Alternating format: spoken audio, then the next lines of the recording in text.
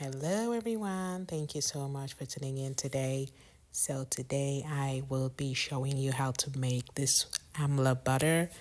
So, I am adding this infused oil to the mix. So, that will be the base oil.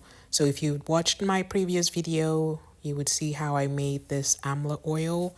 I also have a different infused oil that I'll be adding. I have infused moringa powder, fenugreek, and the amla. Then you have the amla oil, of course. So I would be adding that, and I'll be using shea butter, the unrefined version, and cupuacu seed butter into this recipe. So when you think about densely packed butters with rich nutrients and antioxidants, then you talk about cupuaçu butter and shea nut butter. So I have melted them down here, and you can see the nice color.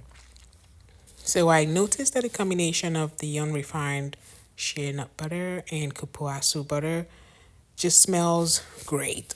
So you don't really need any essential oil in this mix if you don't want to, because the combination of the natural scents just is incredible. So if you like, you can add it, but if you prefer to just have it in natural form, that would also work. So I'm just going ahead to prepare the melted version, and I'll be adding some of the infused oil into the mixture here. I don't want to use all of it because I like to use my infused oils for hot oil treatments and just sealing the ends of my hair. So I'll be saving some of it for that. So the reason I'm using cupuaçu butter is because cupuaçu butter is such a rich butter. It's very rich in healthy fats, and it's a wonderful emollient. It can actually help your skin's natural moisture barrier. It fights dry skin and helps with anti-aging. It melts very quickly when you apply it to your skin, and it also has some antioxidants that could protect your skin from the ultraviolet rays of the sun. So also, if you find that you're allergic to shea nut butter, you can use cupuaçu, which is a seed butter.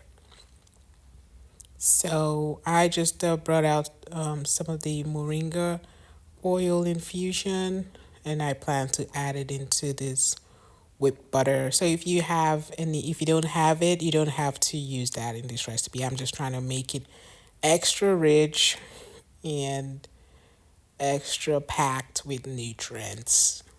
Because right now I'm tackling my head goes head on with everything that I have. So yeah, you can just skip this process if you like, because the Amla is already a very rich Ayurvedic powder that can actually help your hair care regimen. So I'll be adding some rosemary essential oil, just a little bit, and I found that the combination also just smells great.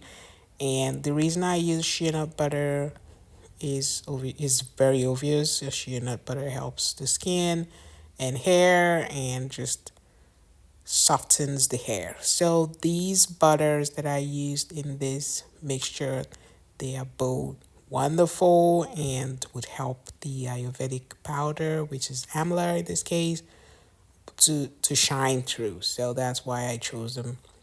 So you can see how shea nut butter and cupuaçu butter just blend together. Very rich and thick mixture. So if you wanted to use both for your skin, you can actually just whip them together, and you can use this butter for your skin or for your hair.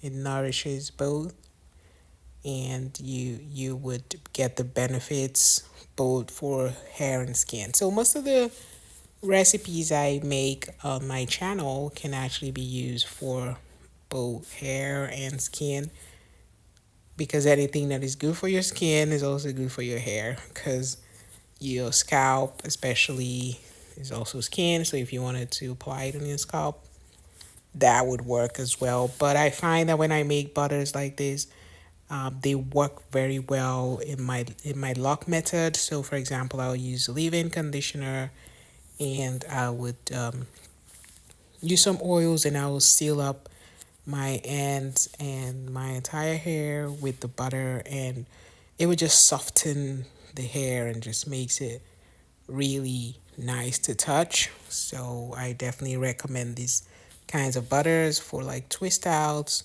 for moisturizing the hair in between washes or on wash day. You would just find that your hair just remains soft. So I do have a lot of soft hair softening butters on the website under the handmade category. So if you don't want to make yours, you can always just buy ready-made butters. I have a bunch of them, different ingredients and oils that you can use for your hair. So as you can see, yeah, I'm happy with this consistency because I like my twist out butters to be dense and thick. So this is how I really like it.